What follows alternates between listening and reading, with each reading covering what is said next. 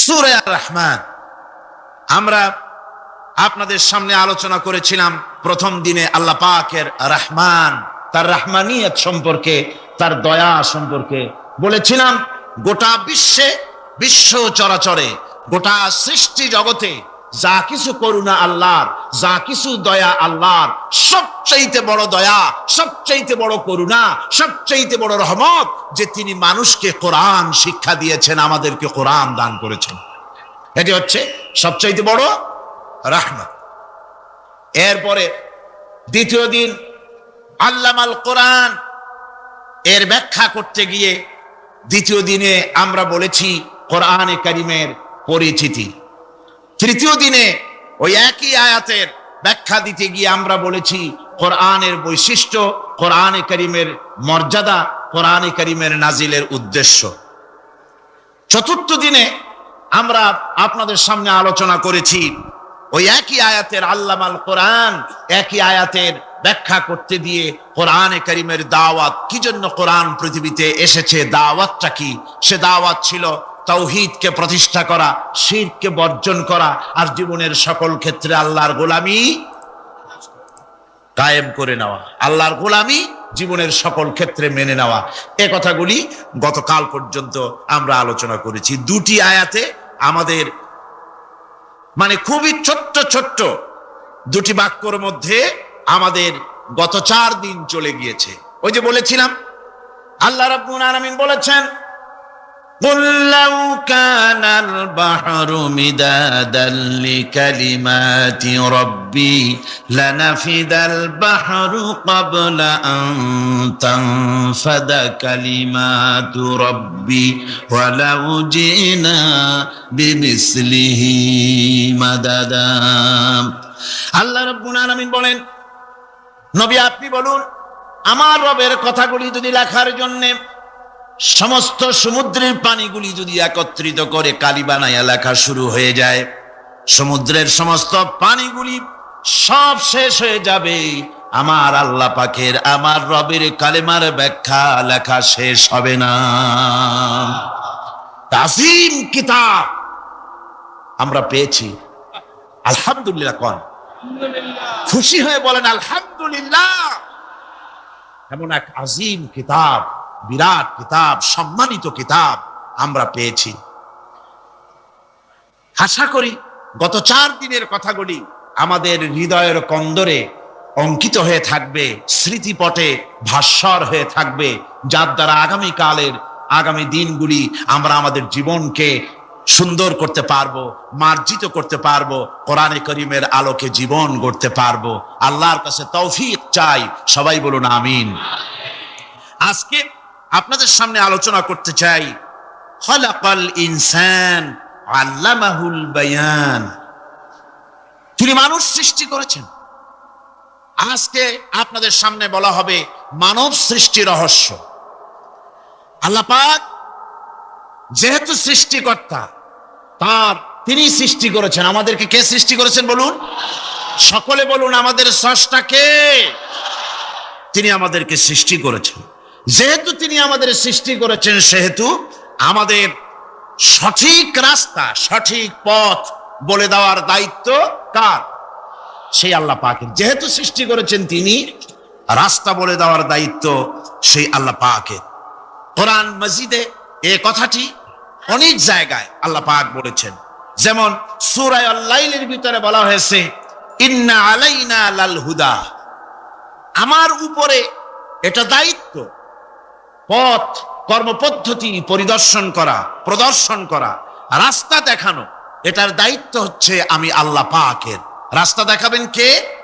আল্লাহ পাক। অনেকে বলে যে আল্লাহ পাক কি রাস্তা দেখাবেন?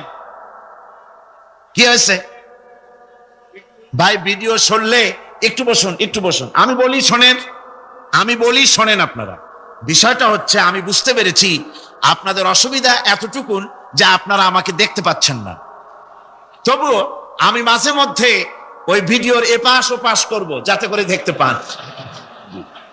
ভিডিওটা সরাবার জন্য অনুরোধ করবেন না, কারণ এই ভিডিওর মাধ্যমে আপনারা তো সরাসরি তাফসীর শুনছেন আর দেখছেন।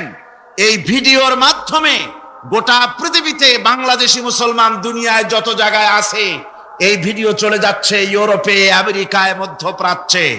আর এর দ্বারা অনেক ইহুদি, অনেক খ্রিস্টান, অনেক বৌদ্ধ, অনেক হিন্দু, অনেক মজুসি ইসলাম কবুল করার সুযোগ পাচ্ছে।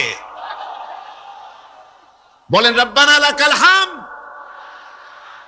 একটুখানি আমাকে না দেখার এই কষ্টটুকুন বরদাস্ত করুন, একটু ধৈর্য ধরুন, তবু আমি আপনাদেরকে উকি ঝুঁকি মারবো যেন দেখতে পান।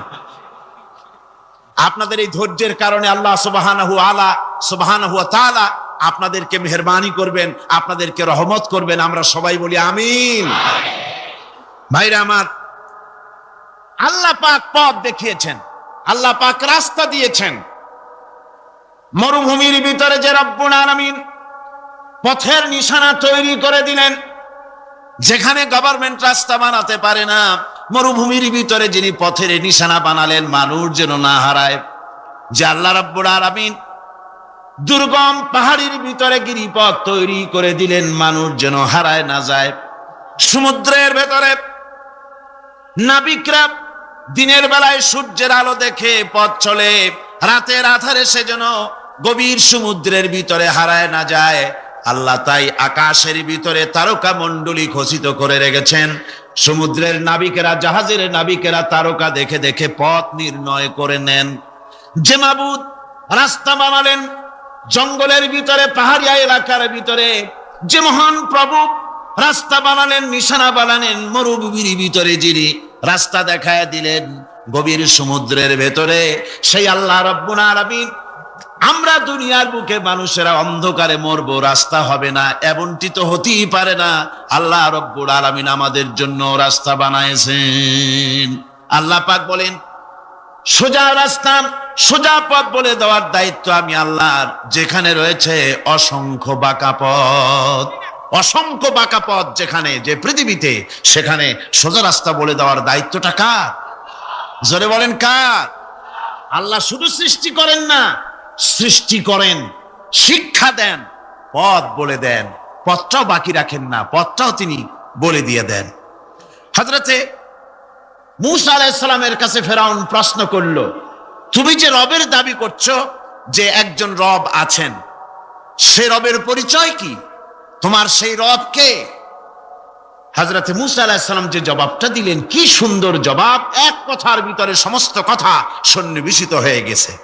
ফেরাউনের প্রশ্নের জবাবে রব কে, এ কথার জবাব দেওয়া যায়, হাজার হাজার পৃষ্ঠা লেখা যায়। রব কে, তার পরিচিতি। আমি যদি এখন শুধু রব শব্দের ব্যাখ্যা করি, তাফসীর করি, রাত শেষ হয়ে যেতে পারে, ইনশাআল্লাহ ব্যাখ্যা দেওয়া যাবে।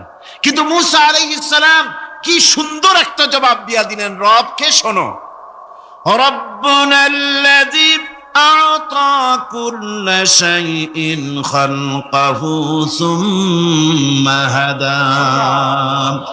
রব হচ্ছেন সেই, আমার প্রভু হচ্ছেন তিনি, যিনি সমস্ত সৃষ্টিকে, সমস্ত মাখলুকাতকে যিনি সৃষ্টি করেছেন, আর সৃষ্টি করার পর তার চলার জন্য পথ তৈরি করে দিয়েছেন। তিনি হচ্ছেন আল্লাহ পাক, যিনি সৃষ্টি করেন আর পথের দিশা দেন।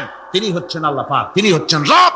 শুধু বানান না, বানাবার পরে তার প্রয়োজনটাও মিটায় দেন। আল্লাহ পাক সেই আল্লাহ বলছেন, খালাকাল ইনসানা আল্লামাহুল বায়ান। তিনি মানুষ সৃষ্টি করেছেন। আমি সম্ভবত দ্বিতীয় দিনে আপনাদেরকে বলেছিলাম, মানুষ বানর থেকে আসে নাই, মানুষ ওরাং ওটাং থেকে আসে নাই, মানুষ শিম্পাজি থেকে আসে নাই, মানুষ বাঁদরের গোষ্ঠী নয়, মানুষ এসেছে মাটি থেকে, আদম থেকে। মানুষের পূর্বপুরুষ হচ্ছেন হযরতে আদম আলাইহিস সালাম। মানুষের পূর্বপুরুষ কে? আদম আলাইহিস সালাম। আর মানুষের পূর্বপুরুষ হচ্ছেন আদম আলাইহিস সালাম, আর তার উৎপত্তি হচ্ছে মাটি থেকে। মানুষ এসেছে আদম থেকে, আদম এসেছে মাটি থেকে। এখন আল্লাহ পাক বলছেন যে আমি হচ্ছি তোমার স্রষ্টা, আমি তোমাকে বানাইছি। কোরআনে কারীমে কথা এভাবে বলছে, কাইফা তাকফুরুনা বিল্লাহি ওয়া কুনতুম আমওয়াতান ফাহিয়াকুম সুম্মা ইউমীতুকুম সুম্মা ইউহয়ীকুম সুম্মা ইলাইহি তুরজাউন। হে মানুষ, তোমরা কিভাবে কুফরি করো, অস্বীকার করো, আল্লাহর সাথে নাফরমানি করো? কিভাবে করো? যে আল্লাহ তোমাকে, তুমি ছিলে মৃত্যু, তোমাকে আল্লাহ পাক জিন্দা করেছেন, এই জিন্দা থেকে আবার মৃত্যু করবেন, আবার মৃত্যু থেকে তোমাদেরকে জিন্দা করবেন, আবার সেই আল্লাহর কাছে তোমাদেরকে ফিরে আসতে হবে। মানুষের উৎপত্তি কোত্থেকে এলো? কোরআনে কারীম তা পরিষ্কার করে বলছে। তোমাকে কিভাবে সৃষ্টি করেছে তুমি দেখো। সন্তান মায়ের জরায়ুতে আসার পূর্বে সে ছিল পিতার শুক্রকীট আর মায়ের ডিম্বাণু, অর্থাৎ স্পার্মটোজন এবং ওভাম, এই দুটি জিনিসের মধ্যে সে বিভক্ত ছিল। মায়ের বক্ষপিঞ্জর এবং পিতার পৃষ্ঠদেশ থেকে সবেগে নির্গত এক ফোঁটা পানি দিয়ে আমি আল্লাহ পাক তোমাকে সৃষ্টি করেছি। কোরআনে কারীম বলছে, হাল আতা আলাল ইনসানি হিনুম মিনাদ দাহরি লাম ইয়াকুন শাইআম মাযকুরা। মানুষের জীবনে কি এমন এক সময় এসেছিল না যখন সে উল্লেখযোগ্য বিষয় বস্তু হিসাবে পরিগণিত ছিল না? তোমার নাম ছিল না, পরিচয় ছিল না, কিছুই ছিল না, দুনিয়ার কেউ তোমাকে জানতো না, শুনতো না। আমি আল্লাহ পাক তোমাকে সৃষ্টি করেছি। তুমি কোত্থেকে এলে? কোরআনে কারীম থেকে তা জেনে নাও। আল্লাহ রাব্বুল আলামিন বলেন, ইন্না খালাকনাকুম মিন তুরাবিন সুম্মা মিন নুতফাতিন সুম্মা মিন আলাকাতিন সুম্মা মিন মুদগা।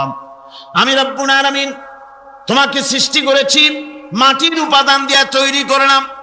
মা বাপের, পুরুষের স্পার্মটোজন আর মহিলাদের ওভাম দুটোতে মিলে মায়ের গর্ভের ভিতরে নাপাক পানি ফোঁটাকে জমাট রক্তে পরিণত করে দিলাম। এই জমাট রক্তকে গোশত বানালাম, কচি কচি হাড় দিয়ে একটা বডি, একটা স্ট্রাকচার তৈরি করলাম।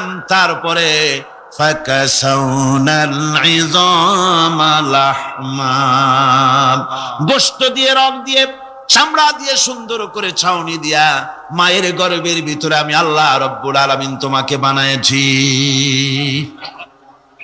মায়ের পেটের ভিতরে ফি কারারিম মাকিন, একটি সুরক্ষিত জায়গায় তোমাকে আমি রেখে দিলাম, যেখানে কোনো রোগ, কোনো জার যেখানে পৌঁছতে পারবে না, কোনো অসুবিধা হবে না, এমন একটা জায়গায়, এমন একটা ইন্টেনসিভ কেয়ার ইউনিটের ভিতরে রেখেছি। সুবহানাল্লাহ ওয়া বিহামদিহি। একটা ইন্টেনসিভ কেয়ার ইউনিট, যেখানে কোন রকমের কোনো জার্ম প্রবেশ করে বা করবার কোনো ক্ষমতা নাই কারো। এমন একটা যে একটা প্যাকেট, সুন্দর একটা প্যাকেট, একটা কভারের মধ্যে তোমাকে তৈরি করা হলো মায়ের পেটের মধ্যে। তারপরে আজকে তুমি কুফরি করতেছো, আজকে আমাকে অস্বীকার করছো। ওই গর্ভের ভেতরে আমি ইচ্ছে করলে রক্তের পিণ্ডের আকারে মায়ের গর্ভ থেকে আবর্ষণ করে দিতে পারতাম, দুনিয়ার মুখ দেখতে পারতে না। মায়ের পেটের ভেতর থেকে মরা সন্তান হিসাবে বের করে দিতে পারতাম, বিকলাঙ্গ করে বের করে দিতে পারতাম, পঙ্গু করে বের করতে পারতাম, পারতেন না? আল্লাহ রাব্বুল আলামিন বলেন, কেমনে বানালাম? খলাকাল ইনসান, মানুষ আমি সৃষ্টি করেছি মায়ের পেটের ভিতরে বসে। যখন ক্ষুধার উদ্রেক হলো, রুহু যখন এসে গেল, ক্ষুধা লাগলো, খাবারের প্রয়োজন হলো, আমি কেমনে খাওয়ালাম? দুনিয়ার কোনো মা বাপ, কোনো নেতা, কোনো ডাক্তার, কোন চিকিৎসা বিজ্ঞানী মায়ের পেটের সন্তানের খাবার সরবরাহ করতে পারে না। আল্লাহ পাক বলেন, তুমি কি খাবে? ব্যবস্থা আমি করেছি। মায়ের মাসিক অসুখকে বন্ধ করে দিয়ে মায়ের নাভির সঙ্গে তোমার নাভির সাথে তার লাগাইয়া দিয়েছি, আর ওই তারের মাধ্যমে রক্ত বের করে দিয়া মায়ের রক্ত দিয়ে তিল তিল করে তোমারে বড় করেছি। রক্তটা মুখে লাগাই নাই, মুখে লাগলে পরে নাপাক রক্ত, মুখটা নাপাক হয়ে যাবে। নাভির ভিতর দিয়ে পাস করে দিলাম, মুখটাকে পবিত্র রেখে দিলাম, যাতে করে দুনিয়ায় আসার পর আমার পবিত্র বানানো মুখখানা দিয়া এই দুনিয়ায় বসে তোমার আল্লাহর পবিত্র নামের জিকির করতে পারো। এমন সুন্দর করে মায়ের পিঠের ভিতরে তৈরি করলাম। হাত দিলাম, পা দিলাম, সুন্দর করে বানালাম, এমন নিখুঁত করে বানালাম, তাকায়া দেখো নিজের দিকে, সুন্দর করে বানালাম। এরপরে কি করলাম? সুম্মা নুখরিজুকুম তিফলা, বাচ্চার আকারে মায়ের পেট থেকে আস্তে করে বের করে নিয়ে আসলাম। সুবহানাল্লাহ বিহামদিহি। আস্তে করে মায়ের পেট থেকে নিয়ে এসেছি পৃথিবীর বুকে। পৃথিবীতে যখন আসলে তখন তোমার অবস্থাটা কি ছিল? ক্ষুধার যন্ত্রণায় যদি মরেও যেতে, কান্দা ছাড়া ভাষা নাই। ভাষা আছে? কোনো হুঁশ ছিল আমাদের? কোনো জ্ঞান ছিল?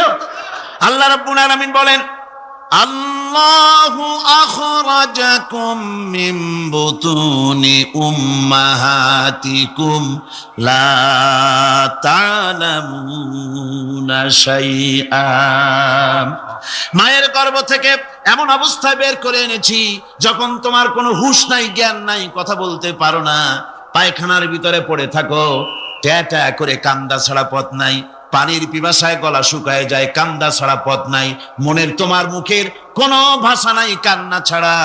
আমি তোমার এমন আল্লাহ, আমি তোমার এমন স্রষ্টা, আমি তোমার এমন রব। তোমার ভাষা নাই বলে মায়ের কলিজার ভেতরে আমি তোমার প্রতি এক দুর্বিনীত মহব্বত পয়দা করে দিয়েছি।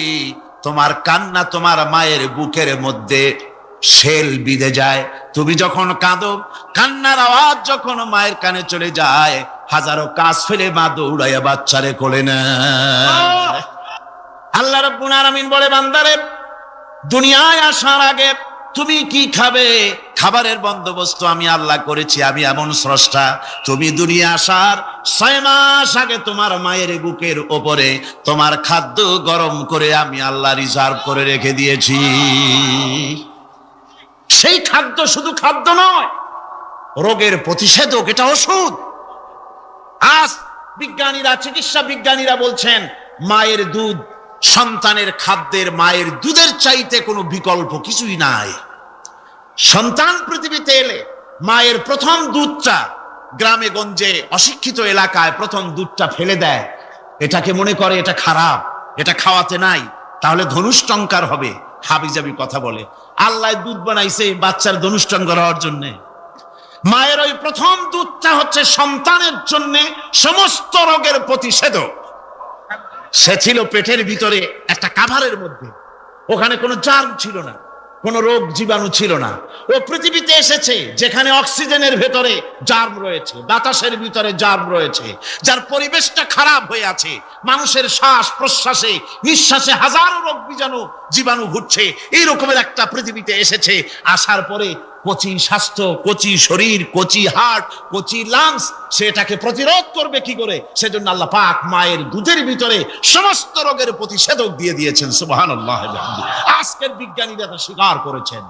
অনেক মা তার সন্তানকে দুধ দেন না নিজের শরীর স্বাস্থ্য ভালো রাখার চিন্তা করে, বাচ্চাকে দুধ খাওয়ান না।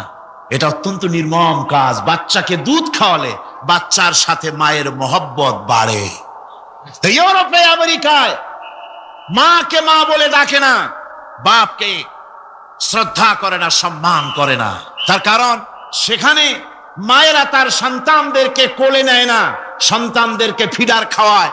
আর আমি নিজের চোখে দেখেছি, মায়েরা ইউরোপে, আমেরিকায় যখন শপিং এ আসে, তখন রাস্তায় যখন আসে, তখন ওই পুশচেয়ার গুলিতে বাচ্চাকে শোয়াইয়া, বাচ্চা এভাবে পুশচেয়ারে করে ঠেলে নিয়ে যায়, আর কুত্তার বাচ্চাগুলি কোলে করে ঘুরে বেড়ায়। কুত্তার বাচ্চা কোলে নেয়, নিজের বাচ্চা পুশচেয়ারে করে ঠেলে। সেই জন্য মায়ের প্রতি সন্তানের মহব্বত হয় না, সন্তানেরও মায়ের প্রতি কোনো শ্রদ্ধা জাগে না। আল্লাহর কি ব্যবস্থা!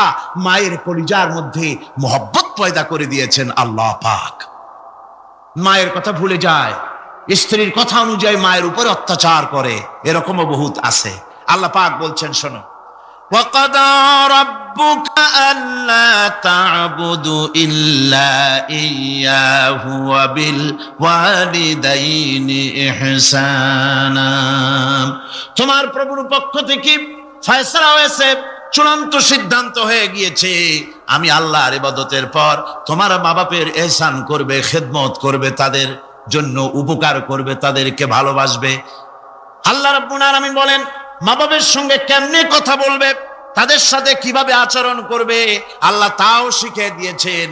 আল্লাহ পাক বলেন, ওয়ালা তাকুল লাহুমা ওয়া কুল লাহুমা কাওলান কারীমা। মা বাবার সাথে সম্মানজনক কথা বলো। ওয়া কুল লাহুমা কাওলান কারীমা, সম্মানজনক কথা বলো। মাথায় ঝাঁকি দিয়ে রাগ করে চোখ মোটা করে কথা বলো না।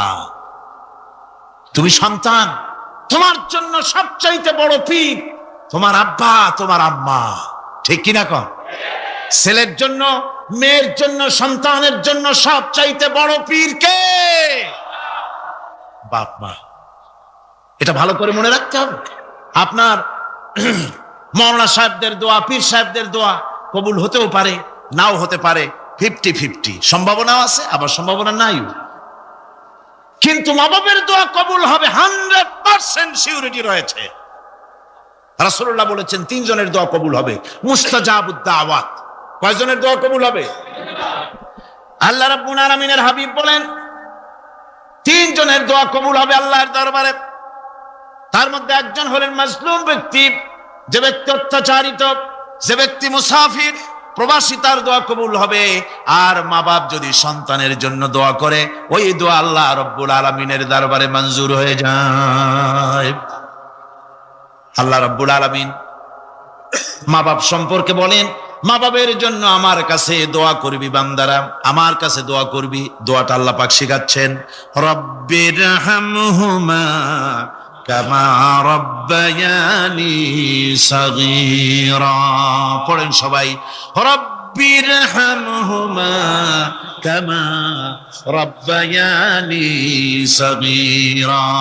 আর ভাইরা, আল্লাহ পাক শিখাচ্ছেন, বান্দা তোর মা বাপের জন্য আমার কাছে দোয়া কর। আয় আল্লাহ, আয় রব, আয় আমার প্রভু, আমার মা বাপ যেমন ছোটবেলায় আমাকে স্নেহের কোলে লালন পালন করেছে, আয় আমার আল্লাহ তুমি আমার মা বাপকে তোমার রহমতের কোলে লালন পালন করো। আল্লাহ শিখাই দিয়েছেন। আমার ভাইরা, প্রত্যেক নামাজের পরে এই দোয়াটা ভুলে যাবেন না। ভুলে যাবেন? ভুলে যাবেন? আমার ভাইরা, আমার বোনেরা, সবাই প্রত্যেক নামাজের পরে পড়বেন, রব্বির হামহুমা কামা রব্বায়ানি সাগীরা। এই দোয়া করতে কেউ ভুলে যাবেন না। আল্লাহ রাব্বুল আলামিন বলে, বান্দারে وَوَصَّيْنَا الْإِنسَانَ بِوَالِدَيْهِ إِحْسَانًا حَمَلَتْهُ أُمُّهُ كُرْهًا وَوَضَعَتْهُ كُرْهًا।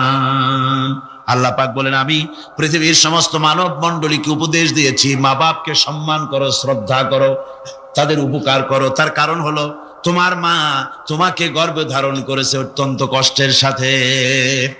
আল্লাহ বলতেছেন, মা তোমাকে গর্ভ ধারণ করেছে অত্যন্ত কষ্টের সাথে, এরপরে তোমাকে ডেলিভারি করেছেন অত্যন্ত কষ্টের সাথে, তোমাকে ডেলিভারি করেছেন। কোরআনে কারিমে আল্লাহ সব বলেছেন, কোরআনে সব আল্লাহ বলে দিয়েছেন। আল্লাহ পাক বলেন, এই পৃথিবীর সব কেমন ভাবে ধ্বংস হবে তার চিত্র আল্লাহ পাক কোরআনে কারিমে তুলে ধরেছেন। ইযাস সামাউ ফাতারাত ওয়া ইযাল কাওয়াকিবু তাসারাত ওয়া ইযাল বিহারু ফুজ্জিরাত ওয়া ইযাল কুবুরু বু'সিরাত। যখন আকাশসমূহ দীর্ঘ বিদীর্ণ হয়ে যাবে, তারকাগুলি বিক্ষিপ্ত হয়ে ছিটকে পড়বে, আর সমুদ্রগুলি উচ্ছ্বসিত হয়ে পড়বে, কবরগুলি সব তার ভেতরে যা আছে উদ্গীরণ করে দেবে, তারকাগুলি স্থিমিত হয়ে যাবে। এরপরে সমস্ত আকাশগুলি কিতাবের পৃষ্ঠার মতো একটার পরে একটা ঠাস ঠাস করে পড়তে থাকবে, চূর্ণ বিচূর্ণ হয়ে ভেঙে চুরে একাকার হয়ে যাবে। পাহাড়গুলিকে উড়িয়ে দেওয়া হবে, চন্দ্র এবং সূর্য একাকার হয়ে। আল্লাহ রাব্বুল আলামিন বলেন, ফাইদা বারিকাল বাসার ওয়া খাসাফাল কমার ওয়া জুমিআশ শামসু ওয়াল কমর। চক্ষু যখন বিস্ফারিত হয়ে যাবে, চাঁদ যখন তার আলো হারিয়ে ফেলবে, সূর্য যখন তার আলো হারিয়ে ফেলবে, চাঁদ আর সূর্য সব একাকার হয়ে যাবে, সেই সময়ের অবস্থাটা কি চিন্তা করো। মানুষ হয়রান হয়ে দৌড়াদৌড়ি করবে। وحملت الأرض والجبال فدكتا دكة واحدة। জমিন এবং পাহাড়গুলির মধ্যে আল্লাহ রাব্বুল আলামিন সংঘর্ষ বাঁধিয়ে দিবেন, পাহাড়গুলি ভেঙে চুরে টুকরা টুকরা হয়ে যাবে, পাহাড়গুলি উঁচু করে জমিনের উপরে আছাড় মেরে আল্লাহ রাব্বুল আলামিন ভেঙে চুরে চুরমার করে দিবেন। সুবহানাল্লাহ। ওয়াতাকুনুল জিবালু কালইহনিল মানফুস, পাহাড়গুলো পেঁজা ধোনা তুলার মতো করে উড়িয়ে দেওয়া হবে, পাহাড় উড়ে যাবে। সুবহানাল্লাহ। পাহাড় পাথরের তৈরি করা পাহাড়, এই পাহাড়গুলি তুলার মতো হয়ে উড়বে কিভাবে? আমি এই দৃশ্য নিজের চোখে কিছুটা হলেও দেখছি। আজ থেকে 10 দিন আগে আমি ইতালি সফর করে এসেছি। ইতালির রাজধানী রোম। রোম প্রাচীন সভ্যতার লালন ভূমি। কোরআনে কারিমে সূরা রোম রয়েছে, এই রোম সেই রোম। এখানের বাদশার কাছে রাসূল করিম সাল্লাল্লাহু আলাইহি ওয়াসাল্লাম হেরাক্লিয়াসের কাছে চিঠি পাঠিয়েছিলেন, সেই রোম। 12 থেকে 15 হাজারের মতো বাংলাদেশি মুসলমান সেখানে আছে। জুমার দিন, যেদিন আমি গেলাম তার পরের দিনই জুমা ছিল। জুমার নামাজ পড়লাম ভ্যাটিকানের কাছেই বিশাল মসজিদ, ইউরোপের ভিতরে সবচাইতে বড় মসজিদ এটা। রোম ইসলামের দুশমনদের রাজধানী। সেইখানে যখন আযান হচ্ছে আশহাদু আন্না মুহাম্মাদার রাসূলুল্লাহ, আমার অনুভূতির কথা আপনাদেরকে বোঝাতে পারবো না, কি অনুভূতির সৃষ্টি হয়েছে আমার ভেতরে।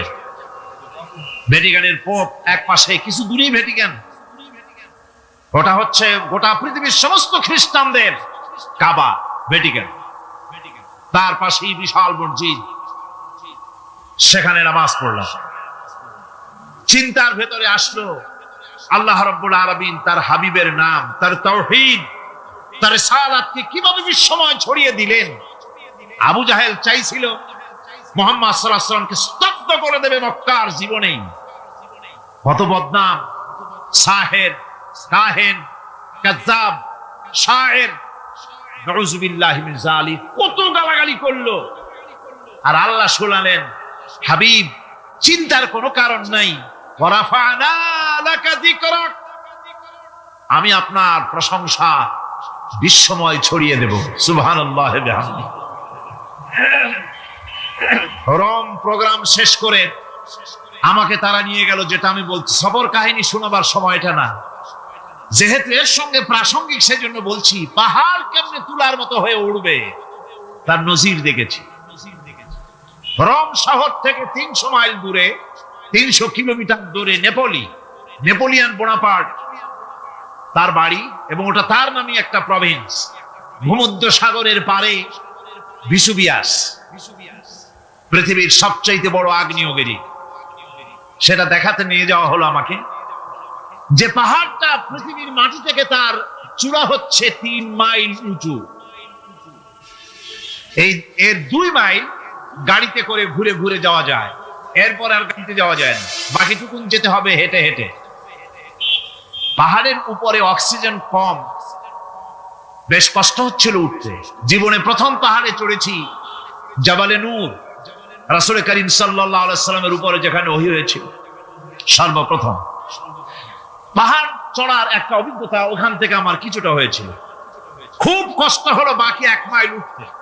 যখন ভিসুভিয়াসের একদম শীর্ষে চলে গেছি, সেখানে গিয়ে আমার সাথে 15-20 জন লোক ছিল। আমি নিজে আল্লাহু আকবার বলে আমার গলা থেকে আওয়াজ বেরিয়ে গেল। আমি দেখতে পেলাম ভিসুভিয়াসের শীর্ষে বিশাল গর্ত। আমার মনে হয় গর্তটা এই মাঠের 1/4 হবে, এই মাঠের 1/4 হবে গর্তটা। সেই গর্তটার গভীরতা হচ্ছে 1.5 কিলোমিটার। এইখান থেকে পাথরগুলি উত্থিত হয়েছে, আগ্নেয়গিরি পাথর আগুনে গলে লাভা হয়ে এগুলি পাহাড় বেয়ে উপচে পড়েছে, চতুর্দিকে 12 মাইল ছড়িয়ে গিয়েছে।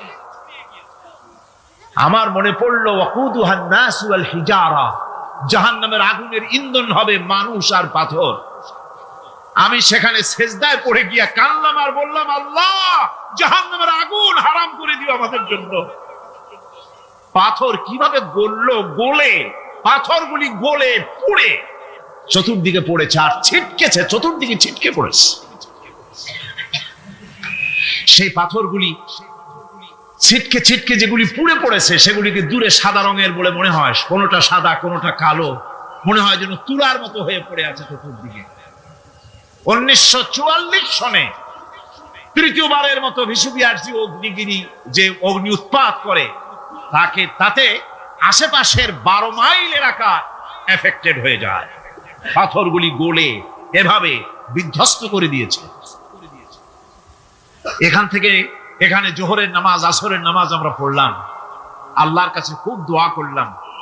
এখনো ধোঁয়া উঠতেছে, এখনো পাহাড়ের ফাটল দিয়ে ধোঁয়া উঠছে। একজন হাত দিয়ে আমাকে বলল যে খুব গরম লাগে ধোঁয়াগুলি।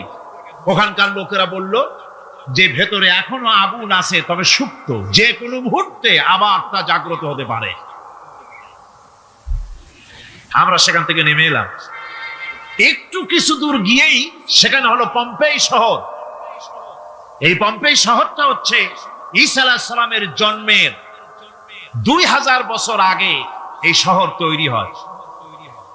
ঈসা আলাইহিস সালামের জন্মের 179 বছর পর ভূমিকম্প হয়। সেই ভূমিকম্পে গোটা পম্পেই শহরটা পৃথিবীর মানুষের চোখের আড়াল হয়ে যায়, ধ্বংস হয়ে যায়, মাটির তলায় ভরাট হয়ে যায়। আজ থেকে 200 বছর আগে মাটি খনন করতে গিয়ে এই শহর আবিষ্কৃত হয়। পুরা শহরটা খুঁড়ে তারা বের করেছে। 180 হেক্টর জমিনের উপরে এই বিশাল শহর। ঘুরে ঘুরে দেখলাম, গাড়ি চলে না সেখানে, পায়ে হেঁটে দেখতে হলো। প্রশস্ত রাস্তা। আজ থেকে 4000 বছর আগের মানুষেরা রাস্তা বানাতে জানতো পাথর দিয়ে, এবং রাস্তার দুধারে তাদের ছিল ফুটপাত, পানির ব্যবস্থা, নগরায়নের সব রকমের সুযোগ সুবিধা। তারপরে সেখানে বিচারালয়, এরপরে দোকানপাট, বাজার ঘাট, সবকিছুর ব্যবস্থা রয়েছে। বিশাল বিশাল পাথরগুলি দিয়ে পিলার তৈরি করা। ভাবলাম এই পিলারগুলি, এই পাথরগুলি তারা কিভাবে ক্রেন ছাড়া এত উপরে উঠালো কি করে, আমার মাথায় আসলো না। পাথর কেটে কেটে সুন্দর সুন্দর অঙ্কন শিল্প তারা করেছে। এরপরে ঘুরতে ঘুরতে বাদশার রাজার বাড়িতে গিয়ে ঢুকলাম।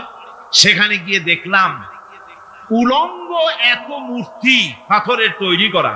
পাথর কেটে কেটে দেওয়ালে যৌন মিলনের এমন কোন অশ্লীল ছবি নাই যা তারা সেখানে তৈরি করে নাই। উলঙ্গ মূর্তি আর উলঙ্গ যৌন মিলনের অসংখ্য ছবি দিয়ে এই এলাকা ভরা। তখন আমি বুঝলাম আল্লাহর গজব হওয়ার কারণটা কি, এই শহরটা মাটির নিচে ভরাট হয়ে যাওয়ার কারণটা কি। আল্লাহ পাক জেনা ব্যভিচার যে দেশে বেশি হয় আল্লাহ পাক বরদাস্ত করে। দুশ্চরিত্র যে দেশের মানুষ দুশ্চরিত্র হয়ে যায়, জেনা ব্যভিচার বেশি হতে থাকে, আল্লাহ হরক করে দেন, গজব দেন। এই গজব এক এক সময় এক এক রকমের হয়ে আসে। কখনো মাটির নিচে দাবায় দেয়, কখনো মহামারী, কোন দেশে কলেরা, কোন দেশে জলোচ্ছ্বাস, কোথাও ভূমিকম্প, আর সর্বশেষ এই জেনা ব্যভিচারের জন্য আল্লাহ পাকের চূড়ান্ত এই যৌনতার অশ্লীলতার জন্য চূড়ান্ত গজব বর্তমান বিশ্বের জন্য এইডস। আল্লাহ পাক এই গজব দিয়েছে। বন্ধুগণ, আমি সেই জায়গা, আমি সেখানে যা দেখলাম যে আল্লাহ পাক পাহাড়গুলিকে কিভাবে উড়াবেন এটা অস্বীকার করার কোনো উপায় নাই। বিশ্বাস তো করতামই, তবে হযরত ইব্রাহিম আলাইহিস সালাম যেমন বলেছিলেন, রব্বি আরিনি কাইফা তুহিল মাউতা, আয় আল্লাহ তুমি মরাকে চিন্তা করবা কেমনে। আল্লাহ পাক বলেন, আওয়ালাম তুমিন, তুমি বিশ্বাস করো না? ইব্রাহিম আলাইহিস সালাম বললেন, বালা, অবশ্যই বিশ্বাস করি, ওয়ালাকিন লিয়াতমাইন্না কলবি, যদি চোখে দেখতাম তাহলে আমার অন্তরাত্মা খুব ঠান্ডা হতো। আল্লাহ রাব্বুল আলামিন চোখে দেখায় দিলেন জিন্দা কেমনে মুর্দা হবে, মুর্দা কেমনে জিন্দা হবে, আল্লাহ দেখায় দিলেন, পাহাড় উড়ায় দিবেন আল্লাহ রাব্বুল আলামিন। একথা কলিজার মধ্যে এটার উপর ঈমান বিশ্বাস, কিন্তু আল্লাহ চোখে দেখাইছেন, ঈমান আরো মজবুত হয়েছে, যা ছিল আরো মজবুত হয়েছে। সুবহানাল্লাহ। আল্লাহর ভয়তে কলিজা কেঁপেছে। আমি পাহাড়ের উপরে কেঁদেছি, যার যার হয়ে কেঁদেছি। বন্ধুগণ, আল্লাহ সুবহানাহু ওয়া তাআলা এই জন্য বলেছেন, কুল সিরু ফিল আরদ, আমার জমিন ঘোরো, ভালো করে দেখো, কাইফা কানা আকিবাতুল মুকাজ্জিবিন, মহাসত্যকে যারা অস্বীকার করেছে তাদের পরিণতি আমি কি করে দিয়েছি, এগুলি চোখে ভালো করে তাকায় দেখো। আমার বন্ধুগণ, সুতরাং এই পৃথিবীর অবসান হবে, এই পৃথিবী ধ্বংস হবে, এই পৃথিবী চূড়ান্ত ভাবে শেষ হয়ে যাবে। হ্যাঁ, আরেকটি কথা বলতে হয়, সেটা হচ্ছে যে এই রোম থেকে আরেকটু দূরে 900 মাইল দূরে হচ্ছে সিসিলি। 900 মাইল দূরে, সেখানে এই সিসিলি মুসলমানেরা শাসন করেছিল 350 বছর। সেই সিসিলিতে রয়েছে 360টা মসজিদ মুসলমানদের করা। সমস্ত মসজিদগুলি আজ তালা বন্ধ, একটা মসজিদও খোলা নাই। সেখানকার মুসলমানেরা ওয়াজ শুনতে এসেছিল রোমে। আমি তাদের জন্য পরামর্শ দিয়েছি যে গভর্নমেন্টের কাছে তোমরা দাবি জানাও যে অন্তত একটা মসজিদের দরজা আমাদের জন্য খুলে দাও। রোমের অবস্থানরত প্রবাসী বাংলাদেশি মুসলমানেরা আমাকে বলেছে, তাদের অনেকের বাড়ি চট্টগ্রামেও আছে, আমাকে বলেছে তাদের চোখে পানি আসছে বলার সময় যে চিরঙের তাফসীর মাহফিল যখন আসে কলজেটা কাঁদতে থাকে যাওয়ার জন্য। তো যাওয়া তো সম্ভব না এত দূর থেকে, আমাদের সালাম বলে দিবেন যত লোক আসবে, আর আমাদের জন্য দোয়া করতে বলবেন যেন এই রোমের ভিতরে আমরা ইসলামের আদর্শের ভিত্তিতে আমরা যেন চলতে পারি। আপনারা দোয়া করুন তাদের জন্য। ভাইরা আমার, এই পৃথিবী একদিন পরিসমাপ্তি ঘটবে এবং আল্লাহর দরবারে আমাদেরকে উঠতে হবে এবং সেখানে আমাদের বিচার হবে। সেখানে আমাদের কি হবে? বিচার। আল্লাহ পাক বিচারটাকে নির্ভুল করার জন্য, সঠিক করার জন্য প্রত্যেকের গলায় আমলনামা ঝুলায় রাখছেন। এখানে রেকর্ডের ব্যবস্থা করা হয়েছে। আল্লাহ পাক বলছেন, ওয়া কুল্লা ইনসানিন আলজামনাহু তাইরাহু ফি উনুকিহি ওয়া নুখরিজু লাহু ইয়াওমাল কিয়ামাতি কিতাবান ইয়ালকাহু মানশুরা। আল্লাহ পাক বলেন, প্রত্যেকের ভালো মন্দ কর্মফল, কর্মলিপি আমি তার গলায় ঝুলায় রেখেছি। কিয়ামতের দিন সে নিজের কাছে স্পষ্ট সব দেখতে পারবে, কোনো জিনিস বাদ পড়বে না। তার গলায় তার আমলনামা ঝুলানো আছে, সব রেকর্ড হতেছে। আমরা যা করছি সবগুলি রেকর্ড হয়ে যাচ্ছে। বর্তমান বিজ্ঞানীরা আবিষ্কার করেছে যে মানুষের শরীরের ভিতরে ডিএনএ আছে, রক্তের ভিতরে ডিএনএ, এটা একটা কোড।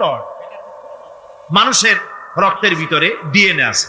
যেমন তার ব্রেনের ভিতরে কতগুলি কোষ আছে, এক একটা কোষ এক এক ধরনের কাজ করে, অনুরূপ ভাবে তার শরীরের ভিতরে রক্তের ভিতরে ডিএনএ আছে। এই ডিএনএটা কি?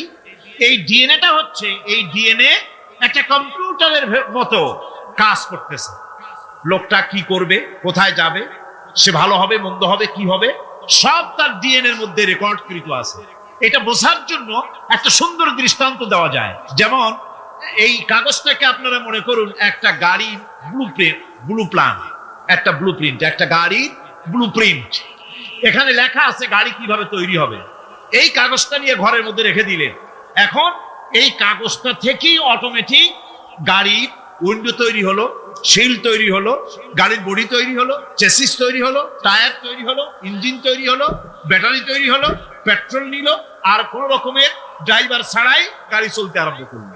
এই কথাটা যদি মনের মাথার মধ্যে আনতে পারেন যে এটা কিভাবে হইতে পারে, এতে লেখা অনুযায়ী যেভাবে হওয়া যদি সম্ভব হয়, অনুরূপ ভাবে মানুষের রক্তের ভিতরে ডিএনএ এরা আবিষ্কার করেছে। এর ভিতরে মানুষের ভালো মন্দ, কোথায় যাবে কি করবে, সব কিছুর মধ্যে রয়েছে। কোরআনে কারীমে আল্লাহ রাব্বুল আলামিন, আমি গত বছর বলছিলাম যে বিজ্ঞানের আবিষ্কার যত বাড়বে কোরআন বোঝা মানুষের জন্য তত সহজ হবে। সুবহানাল্লাহ।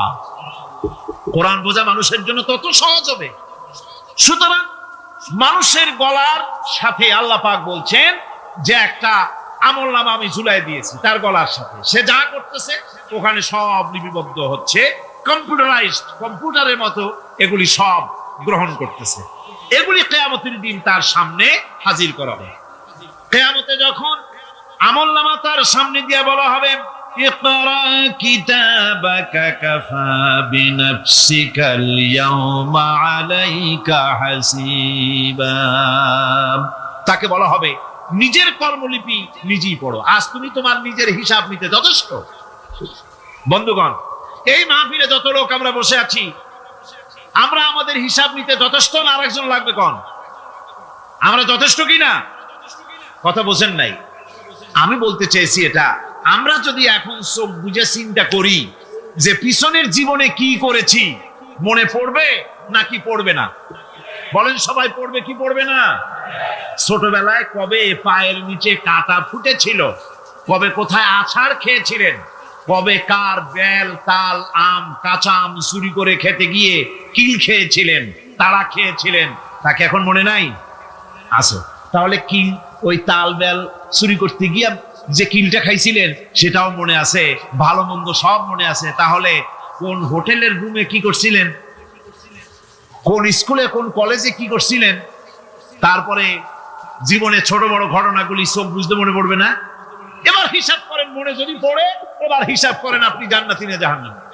তাকে হিসাব করতে বলা হবে, তোমার হিসাব, তোমার নিজের হিসাব নেওয়ার জন্য তুমি যথেষ্ট, তোমার হিসাব তুমি নিজেই করো, এটা পড়ো। আর সেই কিয়ামতের দিন কোন সাহায্যকারী মিলবে না। লান তানফাকুম আরহামুকুম ওয়ালা আওলাদুকুম ইয়াওমাল কিয়ামাহ। লান তানফাকুম, কিয়ামতের দিন কোনো ফায়দা হবে না, অবশ্যই কোনো ফায়দা হবে না, কোনো উপকারে আসবে না। কিয়ামতের দিন তোমার সন্তান, তোমার স্ত্রী, তোমার মাল, তোমার সম্পদ কোন উপকারে আসবে না। কিয়ামতের ময়দানে সেদিন সব তোমার সাথে বিচ্ছ করবে, সব পালায় যাবে।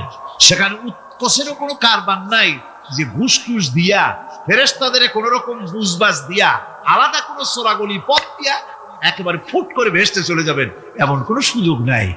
অনেকে বলে, হুজুর এমন কিছু দোয়া শিখায় দেন যাতে ওই সব জেহাদ, বোমা এগুলি খুব ভয় পাই, ওসব রাস্তা টাস্তা না, খুব সহজে কিছু দোয়া দুরূদ করিয়া আস্তে করে জান্নাতে চলে যাওয়া যায়, এরকম একটা দোয়া, এরকম একটা পথ বলে দেন।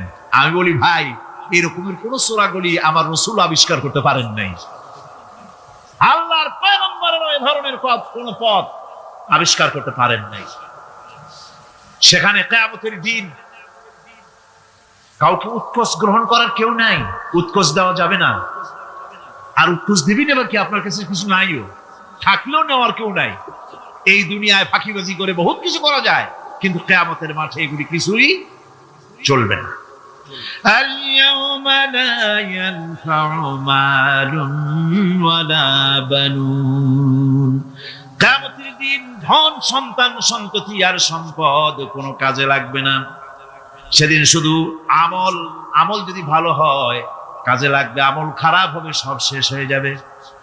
আল্লাহ রাব্বুল আলামিন নবীজিকে ডেকে বলেছেন, নবী আপনি বলেন, কুল মা কুনতু বিদআম মিনার রাসূল, আপনি বলুন আমি কোন নতুন রাসূল নই, আমার আগে অনেক নবী রাসূল পৃথিবীতে এসেছেন, তারা বিদায় হয়ে গেছেন। আমি জানি না কিয়ামতের দিন আল্লাহ রাব্বুল আলামিন আমার সাথে কি ব্যবহার করবেন, আর আমি এও জানি না যে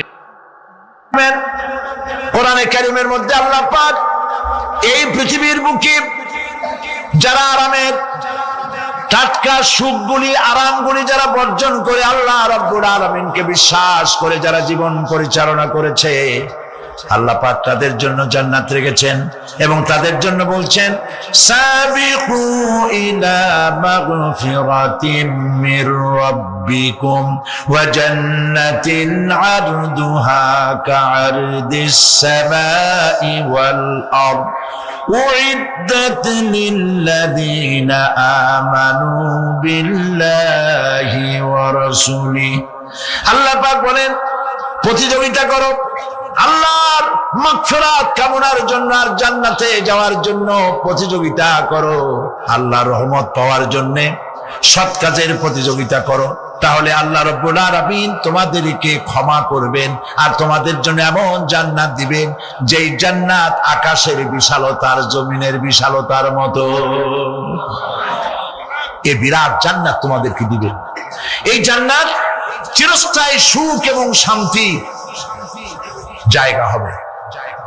মাসালুল জান্নাতিল্লাতী উইদাল মুত্তাকুন ফিহা আনহারুম মিন মাইন গায়রি আসিনিন ওয়া আনহারুম মিন লাবানিন লাম ইয়াতাগায়্যার তা'আমুহু। আল্লাহ পাক বলছেন জান্নাত আল্লাহ পাক ওয়াদা করেছেন মুত্তাকিদের জন্য। আল্লাহ পাক জান্নাত দিবেন যে জান্নাতের ভিতরে রয়েছে মধুর প্রস্রবণ, রয়েছে দুধের প্রস্রবণ, রয়েছে সেখানে স্বচ্ছ পানির প্রস্রবণ রয়েছে। এই সুন্দর জান্নাত ঝর্ণা ধারা আল্লাহ পাক সৃষ্টি করেছেন, বাগ বাগিচা দিয়ে ভরে রেখেছেন জান্নাত। সেই জান্নাত হবে এয়ার কন্ডিশন, রৌদ্রের তাপ হবে না সেখানে, রৌদ্রের খরতাপ হবে না সেখানে, ঠান্ডার প্রচন্ডতা থাকবে না। কিরকম হবে জায়গাটা? আল্লাহ পাক বলছেন মুত্তাকিনা আলাল আরাইকি লা ইয়ারাউনা ফিহা শামসান ওয়ালা জামহারিরা ওয়া দানিয়াতান আলাইহিম যিলালুহা ওয়া যুল্লিলাত কুতুফুহা তাদলিলা। আল্লাহ পাক এমন জান্নাত রেখেছেন, সেই আল্লাহ পাক সেই জান্নাতের ভিতরে জান্নাতীরা ঠেস লাগায়া মুখোমুখি অবস্থায় তারা সেখানে বসবে। আর জান্নাতীদের মনের মধ্যে কোনো দুঃখ থাকবে না, পেরেশানি থাকবে না। পৃথিবীতে মানুষের দুঃখ থাকে, পেরেশানি থাকে, সেখানে কোনো দুঃখ আর পেরেশানি থাকবে না। সেই জায়গাটা হবে শীতাতপ নিয়ন্ত্রিত, না শীত না গরম, চির বসন্ত বিরাজ করবে। জান্নাতীরা সেখানে থাকবে। এই সুন্দর জান্নাত আল্লাহ পাক রেখেছেন মুত্তাকিদের জন্য। সুবহানাল্লাহ। কাফেরদের জন্য জান্নাত হবে, জাহান্নাম হবে চিরকাল। খালিদিনা ফিহা আবাদান, চিরকাল কাফেরেরা জাহান্নামে থাকবে। সর্বশেষ যে ব্যক্তি জাহান্নাম থেকে মুক্তি লাভ করবে তাকে আল্লাহ পাক বলবেন, ফেরেশতাদেরকে বলবেন, আমার ফেরেশতারা আমার এই বান্দাকে জান্নাত এবং জাহান্নামের মাঝখানে রেখে দাও। জান্নাত এবং জাহান্নামের মাঝখানে লোকটি যখন থাকার জায়গা পাবে সে জান্নাতের দিকে তাকায়া দেখবে আর কাঁদতে থাকবে।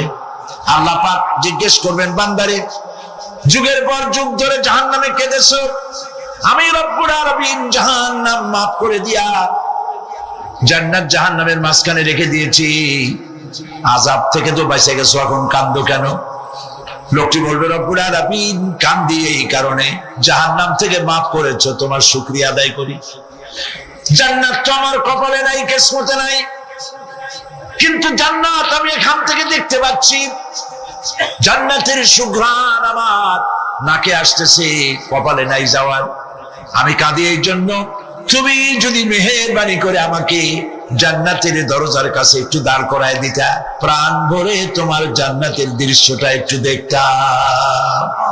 আল্লাহ পাক তার আরজি পূরণ করবেন, বলবেন যাও, ফেরেশতাদের বলবেন এর জান্নাতের দরজার কাছে দাঁড় করায় দাও। জান্নাতের দরজার কাছে দাঁড়িয়ে লোকটি আবার কান্না শুরু করবেন। আল্লাহ পাক প্রশ্ন করবেন, এবার কান্দো কেন? লোকটি বলবে, রব্বুল আলামিন কান্দি এই কারণে, জান্নাতের এই দরজায় দাঁড়ায়া জান্নাতের অফুরন্ত নেয়ামত কিছুই ভালো করে দেখা যায় না, শুধু অল্প জায়গা দেখি। যদি তুমি আমারে দয়া করে জান্নাতের মাঝখানে দাঁড় করায় দিতা, চতুর্দিকে তাকায়া তাকায়া দেখা কলিজারে ঠান্ডা বানাইতাম। তবে আমি ওয়াদা করি, জান্নাতের কোন নাজ নেয়ামত, কোন ফল আমি খাবো না, ধরবো না, সইব না। একটুখানি মেহেরবানি করে মাঝখানে দাঁড় করাইয়া দাও, জান্নারে ঠান্ডা করি। আল্লাহ রব্বুল আলামিন ফেরেশতাদের বলবেন, আমার এই বান্দারে জান্নাতের মাঝখানে দাঁড় করাইয়া দে। আল্লাহর নবী বলেন, জান্নাতের মাঝখানে দাঁড়িয়ে লোকটি আগের চাইতে আরো জোরে চিৎকার মেরে কাঁদতে থাকবে।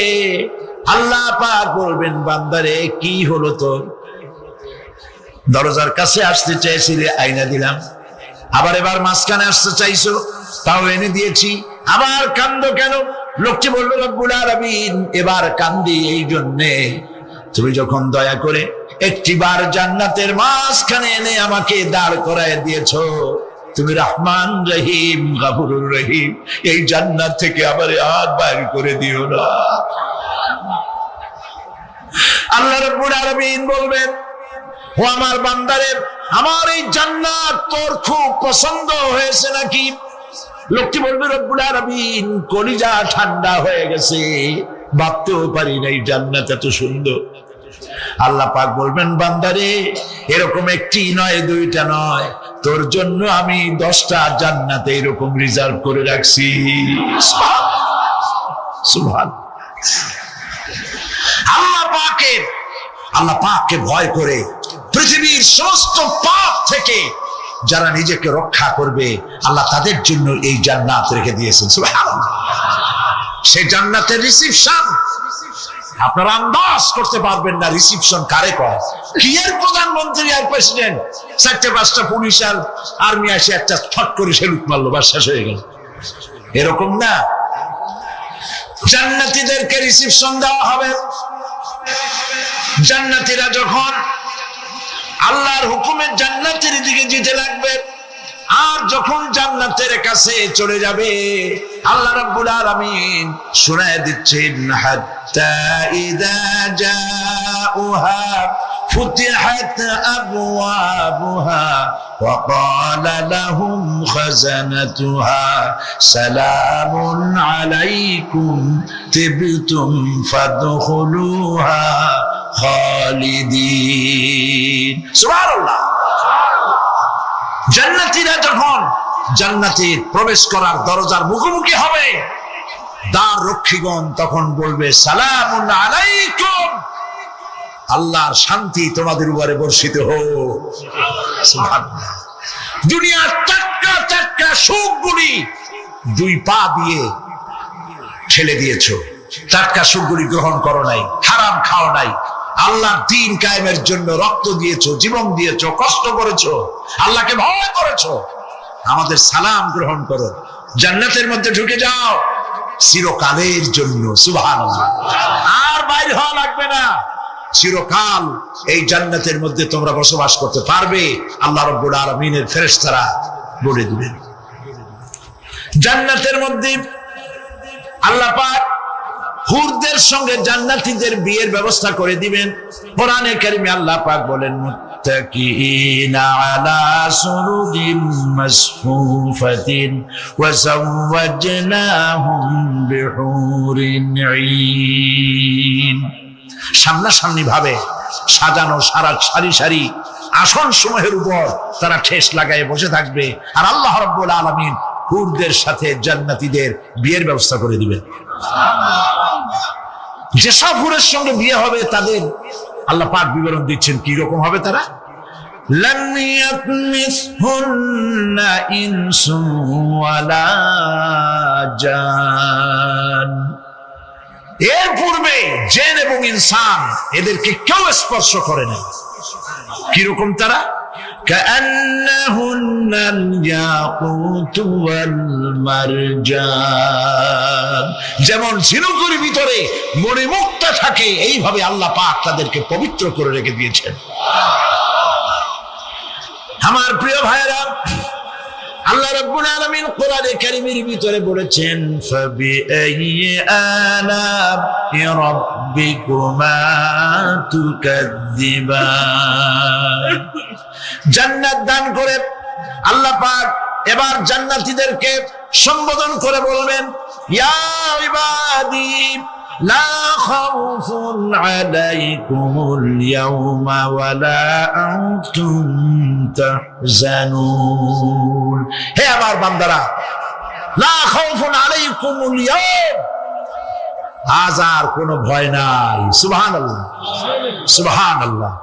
আজ আর কোনো ভয় নাই, কোনো চিন্তাও নাই, আরামে এই জান্নাতের মধ্যে বসবাস করো। এরপরে আল্লাহ পাক জিজ্ঞেস করবেন, ও আমার জান্নাতীরা, আমি যেসব ওয়াদা করছিলাম আমার ওয়াদা মোতাবেক সমস্ত নিয়ামত পেয়েছো? তারা বলবে হ্যাঁ পেয়েছি, সব নিয়ামত আপনার ওয়াদা মোতাবেক সব পেয়েছি। আল্লাহ রাব্বুল আলামিন বলবেন সব পাও নাই, ওয়ালাদাইনা মাজিদ, আমার কাছে আরো বেশি আছে। সুবহানাল্লাহ, আমার কাছে আরো বেশি আছে। জান্নাতীরা বুঝবে না সে আরো বেশিটা কি, এর থেকে আর বেশি কি। প্রিয় ভাই সব, নবী করিম সাল্লাল্লাহু আলাইহি সাল্লাম বলেছেন জান্নাতের সুখ আর শান্তি কোন চোখ নাই যা দেখেছে, যা কোন অন্তঃকরণ নাই যা কল্পনা করতে পেরেছে। এই জান্নাত মুত্তাকিদের জন্য আল্লাহ রাখছেন। সুবহানাল্লাহ। জান্নাতীরা ভাবতেও পারবে না সেই নিয়ামতগুলি কি। প্রিয় ভাই সব, সেই মুহূর্তে আল্লাহর নবী মুহাম্মদুর রাসূলুল্লাহ সাল্লাল্লাহু আলাইহি ওয়াসাল্লাম বলবেন রব্বুল আলামিন আমার উম্মতেরা জান্নাতীরা বুঝতে পারে নাই আপনার কাছে কি নিয়ামত আরো বেশি আছে। আমার এই উম্মতেরা জান্নাতীরা আপনার ওয়াদা মোতাবেক সব পেয়েছে, কিন্তু একটি জিনিস এখনো তাদের কিসমতে হয় নাই। সেই জিনিসটা হলো যারা তার রবকে না দেখে শুধু কোরআন আর হাদিসের কথা শুনে আরামের ঘুম হারাম করে তাহাজ্জুদের নামাজ আদায় করেছিল, চোখের পানি ফেলেছিল, যারা জান্নাত দেখে নাই, জাহান্নাম দেখে নাই, আপনাকে ভয় করে যারা জীবন পরিচালনা করেছিল, যারা আপনাকে দেখে নাই, না দেখে শুধু কোরআন হাদিস বিশ্বাস করে যারা অকাতরে নিজেদের জীবন বিলায় দিয়েছিল, এই জান্নাতীরা এখন পর্যন্ত তার রবকে দেখতে পারে নাই। আল্লাহ রাব্বুল আলামিন তার সামনে থেকে ৭০,০০০ পর্দা সরে যাবে। আল্লাহ পাক বান্দাদের আরজি পুরা করার জন্য জান্নাতীদের সামনে তিনি জালোয়া ফরোজ হবে। কোরআন শরীফের ভিতরে আল্লাহ পাক বলেন জান্নাতীরা তারা আল্লাহর দিকে, জান্নাতীরা তার রবের দিকে তাকিয়ে থাকবে, আর রব তার বান্দাদের দিকে তাকায়া থাকবে। প্রাণ ভরে জান্নাতীরা রবকে দেখবে, সুবহানাল্লাহ, আল্লাহ পাককে দেখবে। প্রাণ খুলে আজ দোয়া করি রব্বুল আলামিন জান্নাতের যেই পরিবেশে যেই জায়গায় তুমি দয়া করে তোমার গোলামদেরকে তুমি নিজেই দর্শন দিবে, দেখা দিবে। মনিব গো, ও আমাদের রব, আজ এই বিশাল জনসমুদ্র নিয়ে তোমার দরবারে আবেগ ভরা কণ্ঠে বলি, যে অনুষ্ঠানটি তুমি এমন মুবারক অনুষ্ঠান করবে যেখানে তুমি জান্নাতীদেরকে দেখা দিবে, ওই জান্নাতের কোনো একটি, ওই অনুষ্ঠানের কোনো একটি কোনায় কানায় আমাদেরকেও দাঁড় করাইয়া দেখার তো।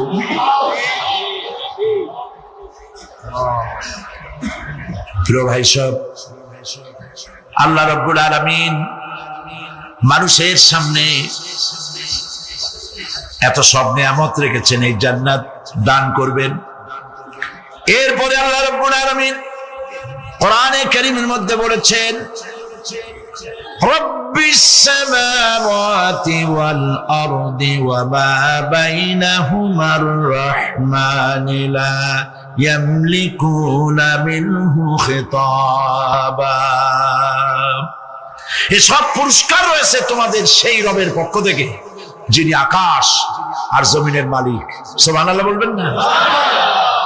যার সামনে কথা বলার ক্ষমতা কারো হবে না। এটি একটি মারাত্মক কথা। কিয়ামতের দিন আল্লাহর দরবারে কেউ কথা বলতে পারবে না আল্লাহর নির্দেশ ছাড়া। একটি আকীদা পরিষ্কার করে নিয়ে যান আপনাদের, সে আকীদাটা এভাবে পরিষ্কার করুন, কোন পীর সাহেব, কোন খাজা বাবা, কোন মাওলানা, কোন মুহাদ্দিস, কোন বুজুর্গ আপনাকে সুপারিশ করতে পারবে না যদি না আল্লাহ পাক তাকে কথা বলার তৌফিক না দেন। মনে থাকবে এটা। আয়াতুল কুরসির ভিতরে আমরা পড়ি মান যাল্লাযী ইয়াশফাউ ইনদাহু ইল্লা বিইযনিহি। আল্লাহ পাক বলেছেন কিয়ামতের দিন আল্লাহর দরবারে কার সাহস আছে কথা বলতে পারে? মান যাল্লাযী ইয়াশফাউ ইনদাহু ইল্লা বিইযনিহি। আল্লাহর অর্ডার ছাড়া, হুকুম ছাড়া আল্লাহর সামনে কথা বলা সেদিন কেউ থাকবে না। সুবহানাল্লাহ। কেউ কথা বলতে পারবে না। সুপারিশ করতে হবে আল্লাহ যারে বলেন তুমি করো, অমুকের জন্য করো, সেই ব্যক্তি শুধু তার জন্যই করতে পারবে, আর কেউ কথা বলতে পারবে না। সেই কঠিন হাসরের ময়দান, যেদিন শুধুমাত্র আল্লাহ পাক কথা বলবেন, আর যারে বলতে বলবেন সেই কেবলমাত্র বলতে পারবে। সুপারিশ এটি আল্লাহ পাক কিয়ামতে পারমিশন দিলে বলা যাবে। হযরত ইব্রাহিম আলাইহিস সালাম কিয়ামতের দিন তার নিজের পিতা সম্পর্কে সুপারিশ করবেন। রব্বুল আলামিন, আমার আব্বার জন্য সুপারিশ করতেছি, মেহেরবানি করে জাহান্নাম থেকে তারে আপনি রক্ষা করুন। আল্লাহ রব্বুল আলামিন বলবেন, ইব্রাহিম তোমার সুপারিশ মঞ্জুর হবে না। প্রিয় ভাই সব, একটু মাথা খাটান, চিন্তা করেন। জাতির পিতা কে? জাতির পিতা চিল্লায় বলুন, কলিজা সাফ করে ফেলুন। মুসলমানদের জাতির পিতা হাফিজ হাবি কেউ হতে পারে না।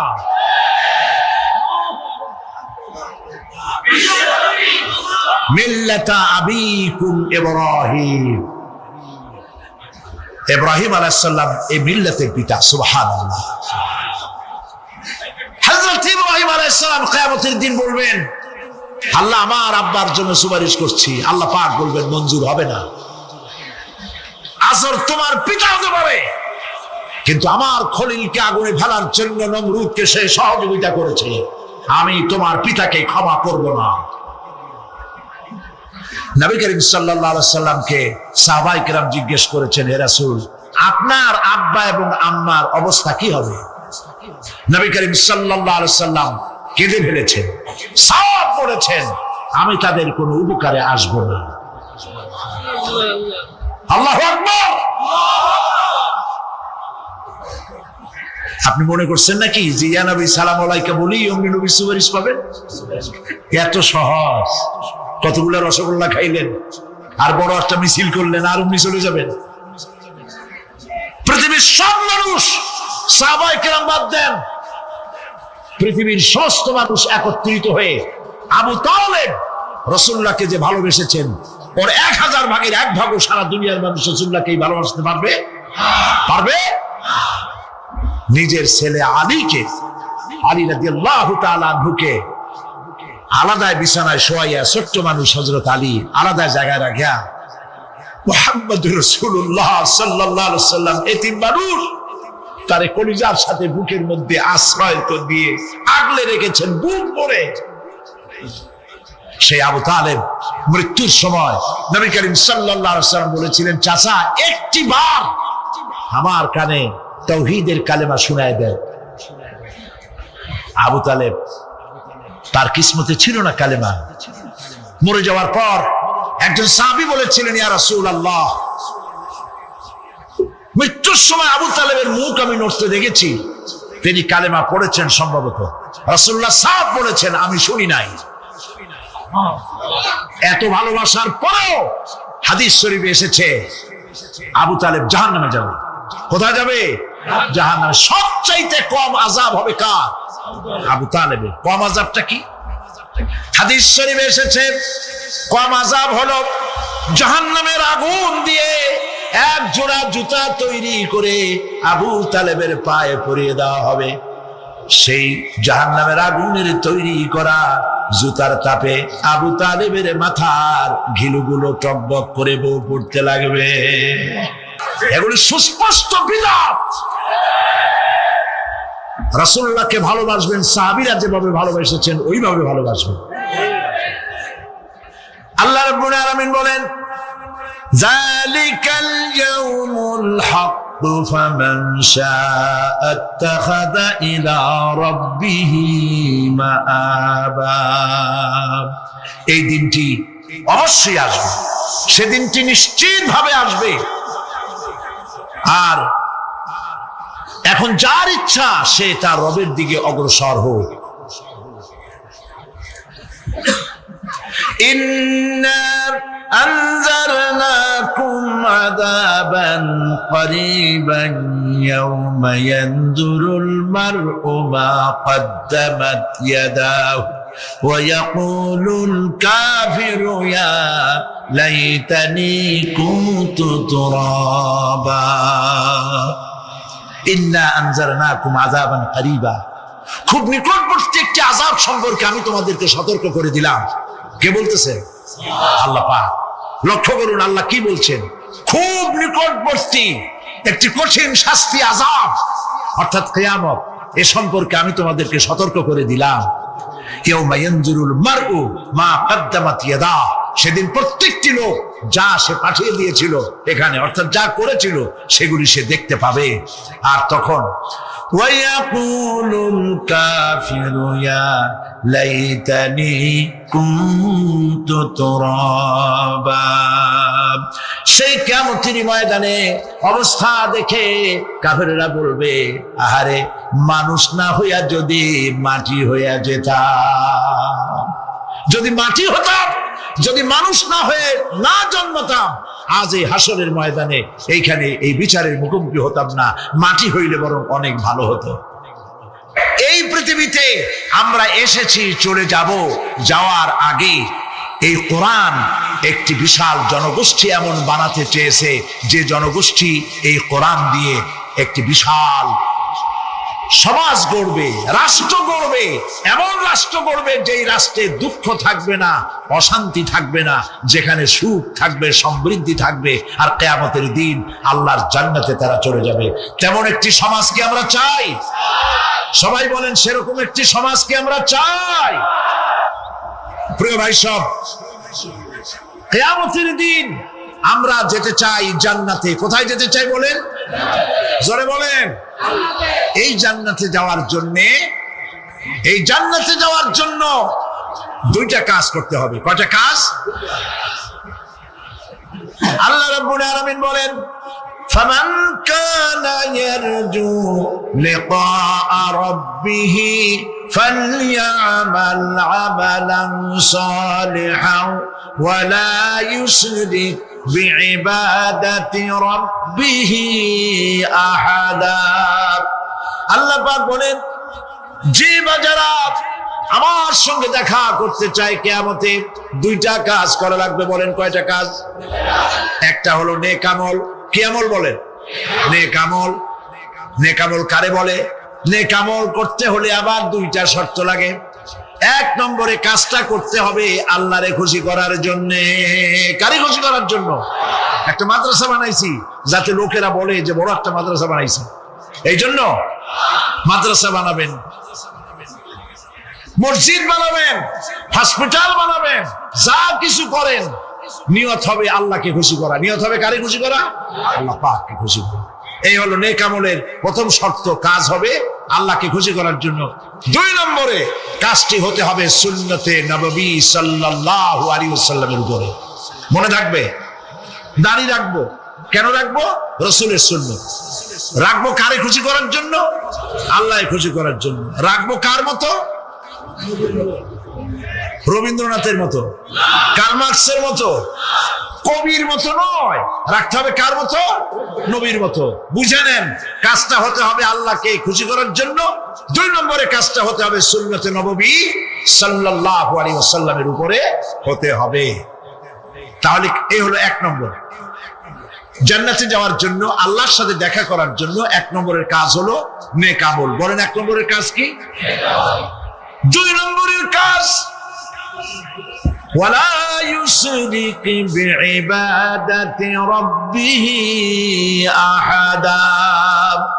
আল্লাহ রাব্বুল আলামিনের ইবাদতের সাথে কাউকে শরীক স্থাপন করা যাবে না। আমরা যারা মুসলমান, অধিকাংশ মুসলমান শিরকের ভিতরে মুবতালা হয়ে আছে। বিশ্বাস করেন কিনা বলেন? কাফেররা তো মুশরিক আছেই, ওরা তো মুশরিক আছেই, কিন্তু আমরা মুসলমানেরা আমাদের আমলের মধ্যে আমাদের অজান্তে সবের নিয়তে অনেক শিরক আমরা করে বসি। নাউজুবিল্লাহ, বলেন নাউজুবিল্লাহ। এই জন্য আমি বারবার সতর্ক করি, নিজেকেও করি, আপনাদেরকেও করি। এই কারণে করি, শিরকের গুনাহ আল্লাহ মাফ করবেন না। ইন্না শিরকা লাযুলমুন আযীম, শিরক মস্ত বড় অপরাধ, জুলম, আল্লাহ মাফ করবেন না।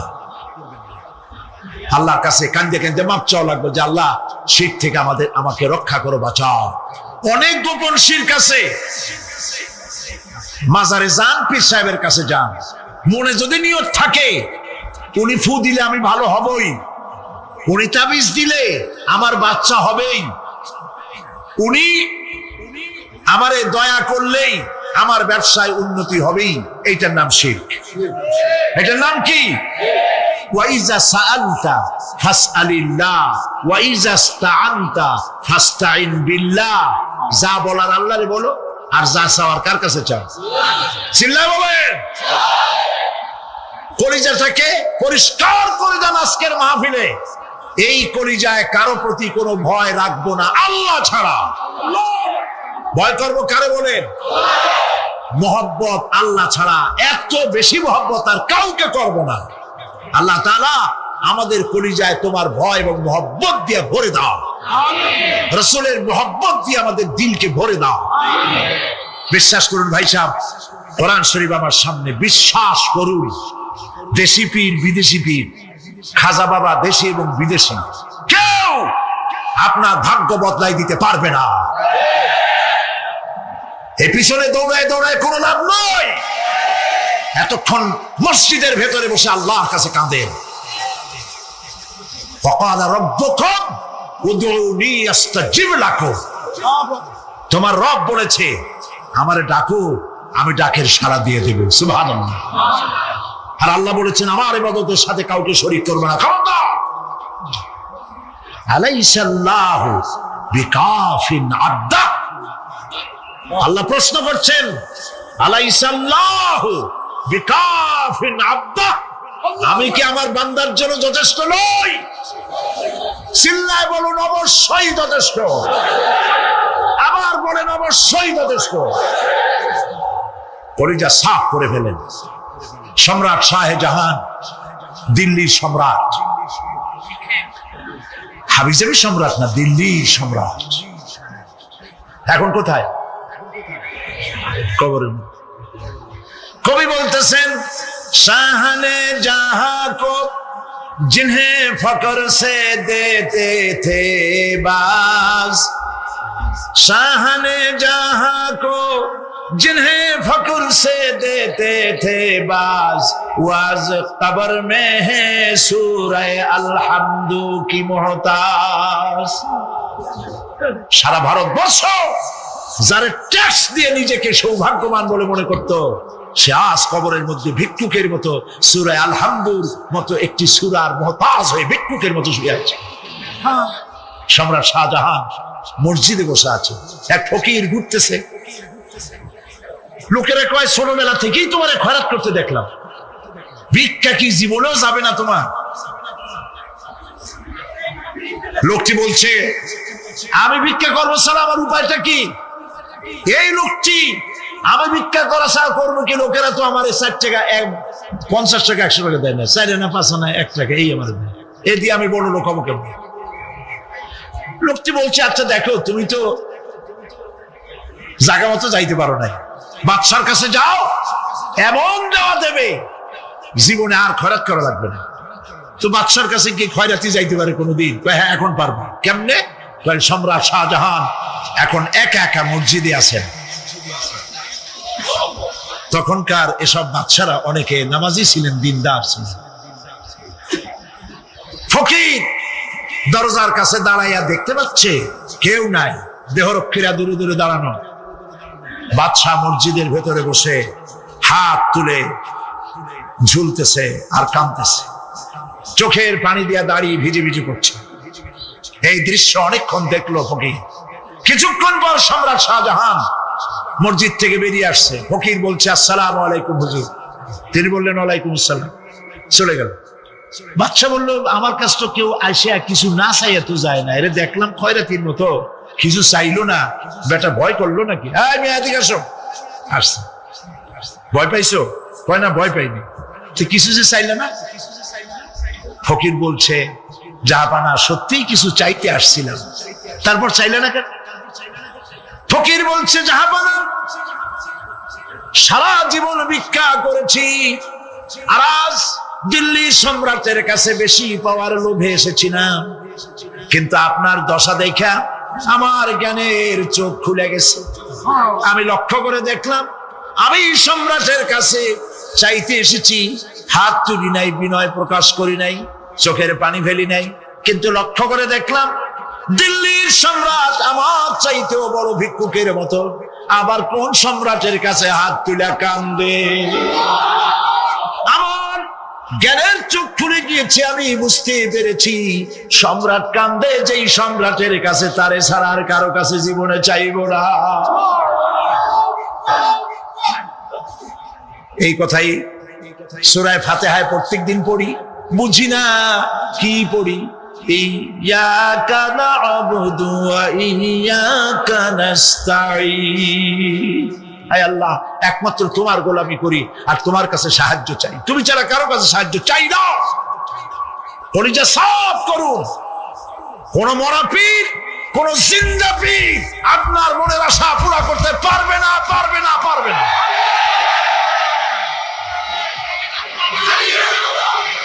আর আজ থেকে কোন মাজারে টাকা দিবেন না, পয়সা দিবেন না, আগরবাতি দিবেন না, মোমবাতি দিবেন না, গোলাপ পানি দিবেন না। কারা কারা দিবেন না হাত উঁচু করে দেখা। সুবহানাল্লাহ, আলহামদুলিল্লাহ, লা ইলাহা ইল্লাল্লাহ, সুবহানাল্লাহ, আলহামদুলিল্লাহ, লা ইলাহা ইল্লাল্লাহ, সুবহানাল্লাহ, আলহামদুলিল্লাহ, লা ইলাহা ইল্লাল্লাহ, মুহাম্মাদুর রাসূলুল্লাহ। আল্লাহুম্মা আমিন। ربنا ظلمنا أنفسنا وإن لم تغفر لنا وترحمنا لنكونن من الخاسرين رب العالمين तमाम পৃথিবীর মাটির নিচে যত মুমিন মুমিনাত শুয়ে আছে আল্লাহ কবরগুলি কি জান্নাতের টুকরা বানায়া দাও। আয় আল্লাহ তাআলা, এই মুহূর্তে মনে পড়ে গেল আমাদের মা বাবার কথা। রব্বুল আলামিন, আমাদের আব্বা জান কত বছর আগে দুনিয়া থেকে বিদায় হয়ে গেল, নাম ধরে আর কেউ ডাকে না। কত কষ্ট করেছে, ধান বিক্রি করে, সুপারি বিক্রি করে, নিজের পেটে না দিয়া নিজের ভালো জামা না বানাইয়া আমাদের লেখাপড়া শিখাইছে, বাড়িঘর বানালো। আর একদিন তোমার ডাকে সাড়া দিয়া চলে গেল। যুগের পরে যুগ চলে গেল, বাপের মুখ আর দেখি না। আল্লাহ তাআলা আমাদের আব্বা জান যাদের দুনিয়া থেকে বিদায় হয়ে গেছে, কবরটাকে বেহেশত বানায় দাও। তুমি সম্রাটের সম্রাট, তুমি রাজাধিরাজ, তোমার মহব্বত ছাড়া কোনো মহব্বত যেন কলিজায় থাকে না মাবুদ। তোমাকে ছাড়া কাউকে যেন ভয় করি না মাবুদ। সারা জীবন শিরক আর বিদআত থেকে আমাদের তুমি বাঁচাও আল্লাহ। তোমার জাহান্নামকে আমরা ভয় পাই। আল্লাহুম্মা আজিরনা মিনান নার, আল্লাহুম্মা আজিরনা মিনান নার, আল্লাহুম্মা আজিরনা মিনান নার। রব্বানা তাকাব্বাল মিন্না ইন্নাকা আনতাস সামিউল আলিম ওয়া তুব আলাইনা ইন্নাকা আনতাত তাওয়াবুর রহিম। সুবহান রাব্বিকা রাব্বিল ইজ্জাতি আম্মা يصفون وسلام على المرسلين والحمد لله رب العالمين واجعل آخر كلامنا عند الموت لا إله إلا الله محمد رسول الله। কিয়ামতের দিন আল্লাহ পাক তোমাদের সাথে কি ব্যবহার করবেন? এই আয়াত নাযিল হওয়ার পর আল্লাহর হাবিব তার মেয়েকে ডাকলেন, জামাইকে ডাকলেন, নাতিদেরকে ডাকলেন, আহলে বাইতদেরকে ডাকলেন, আর বললেন, ও আমার মেয়ে কলিজার টুকরা ফাতেমা গো শোনো, কেবলমাত্র আয়াত নাযিল হয়ে গেল, আল্লাহ পাক আমাকে শুনাইছেন কিয়ামতের দিন আমি জানি না আমার সঙ্গে কি ব্যবহার করা হবে, আর এও জানি না যে তোমাদের সাথে কি ব্যবহার করা হবে। ও আমার কলিজার টুকরা মেয়ে ফাতেমা, কিয়ামতের দিন মুহাম্মদ সাল্লাল্লাহু আলাইহি সাল্লামের মেয়ে এই হিসাবে তোমার নাজাতের ফয়সালা হবে না। ও আমার কলিজার টুকরা নাতি হাসান আর হোসেন, কিয়ামতের দিন মুহাম্মদ সাল্লাল্লাহু আলাইহি সাল্লামের নাতি হিসাবে ফয়সালা হবে না। ও আমার জামাই হযরতে আলী, কিয়ামতের দিন আমার জামাই হিসাবে নাজাতের ফয়সালা হবে না। আমল যদি ভালো হয় ফয়সালা ভালো হবে, জান্নাতে চলে যাবে। আমল যদি খারাপ হয় কার নাতি কার জামাই দেখা হবে না। সুবহানাল্লাহ।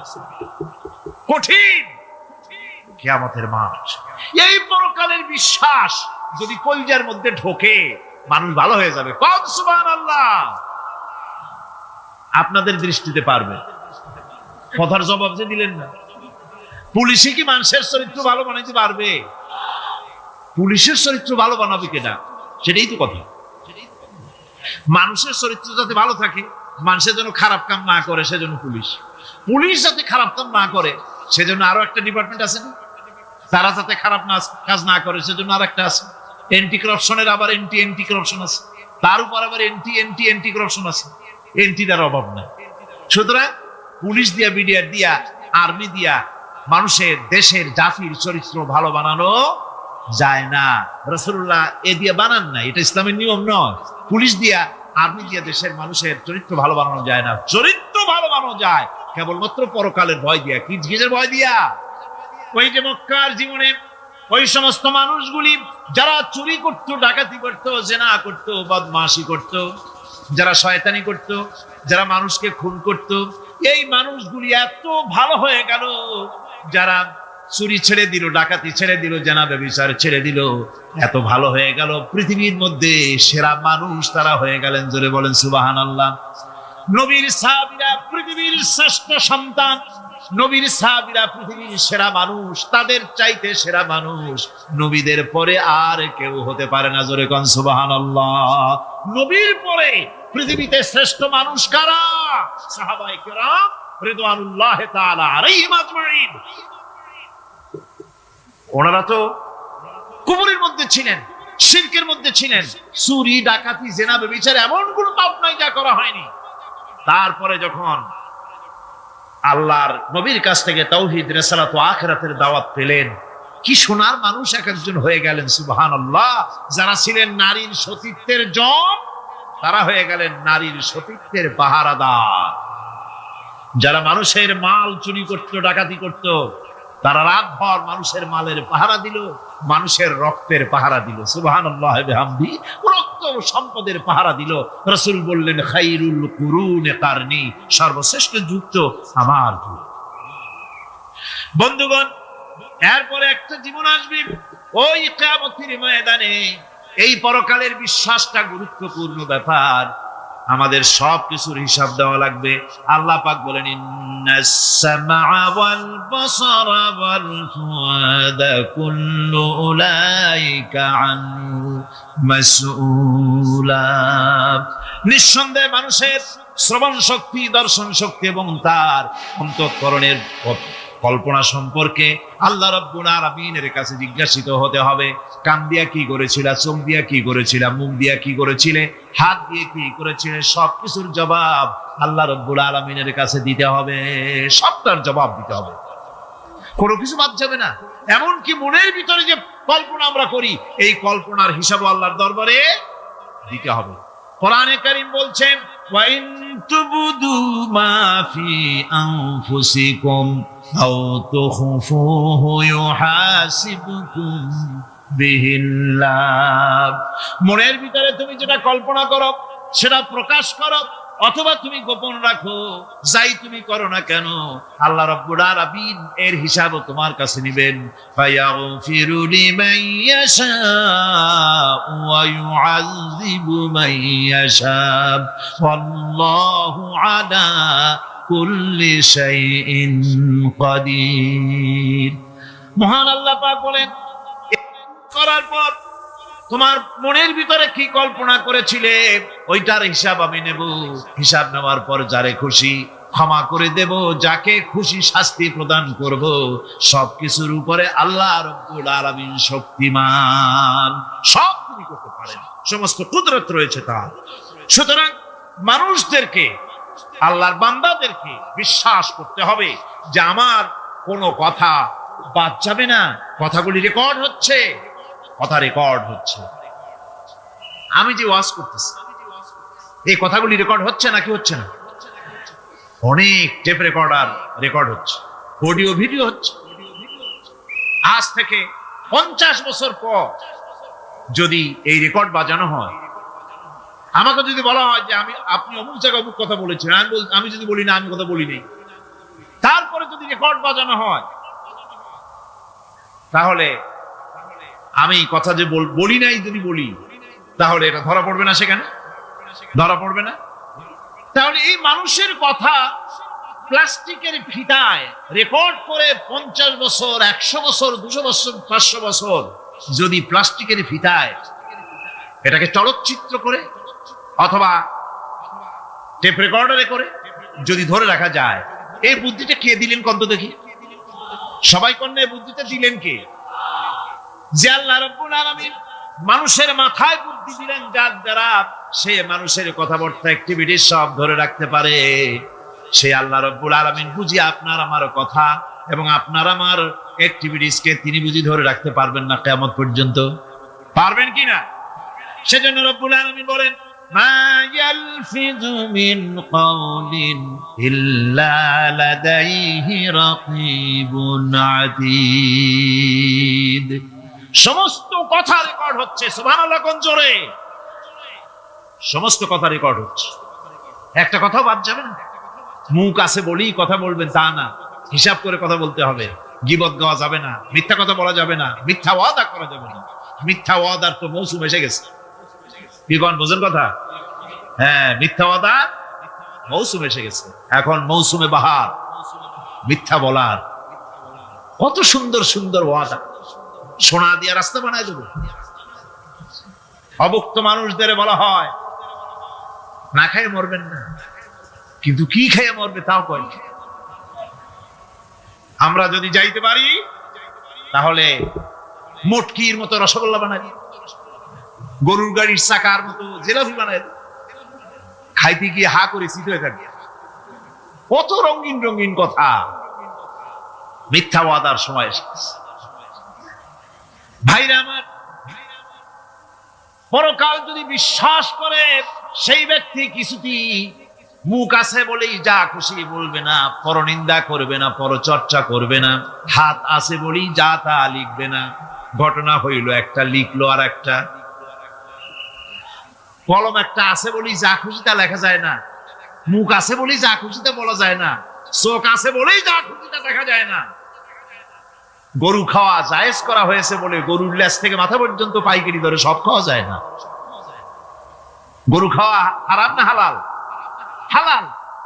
পাইকারি দরে লেজ থেকে মাথা পর্যন্ত সব খাওয়া হালাল না। ওর মধ্যে আল্লাহ কিছু হারাম রেখে দিছে, সেগুলোকে বাইসে খাইতে হবে। আল্লাহ দেখতে চান পাইকারি দরে জমের খাওয়া খাও না আমার হারাম গুলি বাদ দিয়া খাও, নিষেধ করা গুলি বাদ দিয়া খাও। মুখ আছে বলেই যা খুশি তা বলা যাবে না, কান আছে বলেই যা খুশি তা শোনা যাবে না, চোখ আছে বলেই যা খুশি তা দেখা যাবে না, হাত পা আছে বলেই যা খুশি তা করা যাবে না। সবটার পেছনে আল্লাহ রাব্বুল আলামিনকে ভয় করা লাগবে। মহান আল্লাহ রাব্বুল আলামিন বলে, বান্দারে তোমার সমস্ত কার্যাবলী এমনকি তোমার চাহনিটা পর্যন্ত কার দিকে কি নিয়তে তাকায়ছো কেউ জানে না, আমি আল্লাহ রব্বুল আলামিন জানি। وَيَعْلَمُ خَائِنَةَ الْأَعْيُنِ وَمَا تُخْفِي الصُّدُورُ। তোমার অন্তঃকরণ কি জিনিস গোপন করে, আর তোমার চক্ষু কি লুকোচুরি খেলে, আমি টের পাই। সুবহানাল্লাহ বিহামদি।